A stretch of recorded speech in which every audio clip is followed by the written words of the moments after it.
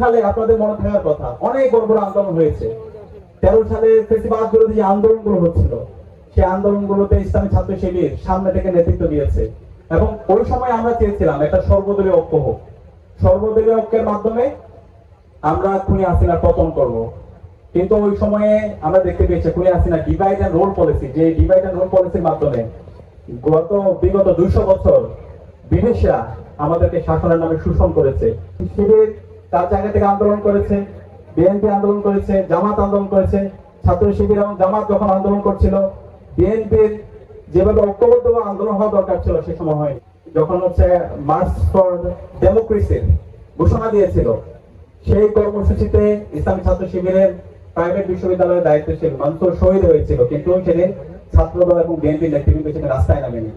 অথবা 5 মে সাপ্লাই যে গণহত্যা হয়েছিল, সেই সময় যদি বাংলাদেশের মুক্তিকামী ছাত্র জনতা এবং রাজনৈতিক দল সেদিন নামতো, তাহলে এর পরের দিনে হাসিনার পতন হয়ে যেত।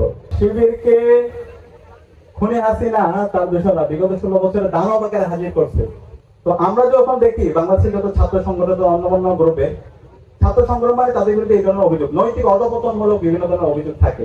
কিন্তু ইসলামী ছাত্র শিবিরের তৃণমূল থেকে কেন্দ্র পর্যন্ত আল্লাহর রহমতে আমাদের জনশক্তির বিরুদ্ধে এই ধরনের কোনো অভিযোগ, চাঁদাবাজি, টেন্ডারবাজি, খুন কারাবি, গুম, এই ধরনের কোনো আমরা অ্যাক্টিভিটি দেখতে পাই না। খুনি হাসিনা গত 16 বছর দেখলে হচ্ছে তার জন্য সবচেয়ে থ্রেট কে? ইসলামী ছাত্র শিবির। ইসলামী ছাত্র শিবিরকে দমন নিপীড়ন করার জন্য, জাস্টিফাই করার জন্য শিবিরকে সে ডিহিউম্যানাইজ করেছে, বিভিন্ন ধরনের সে ফ্রেমিং করেছে। এবং এই ফ্রেমিং এ তাকে সহযোগিতা করেছে কালচারাল ফেসিস্টরা। যে কালচারাল ফেসিস্টরা 2006 সালের 28 ফেব্রুয়ারি দিনে দুপুরে মানুষটিকে হত্যার পর নৃত্য করেছিল, এরাই এই শিবিরকে বিভিন্নভাবে ফ্রেমিং করা, বিভিন্নভাবে যে রক কাটা, তারপর হচ্ছে যে বিভিন্নভাবে ফ্রেমিং, দাওয়াবাগের হাজির করা, ভয়ঙ্কর হিসাবে দেখানোর তারা চেষ্টা করেছিল।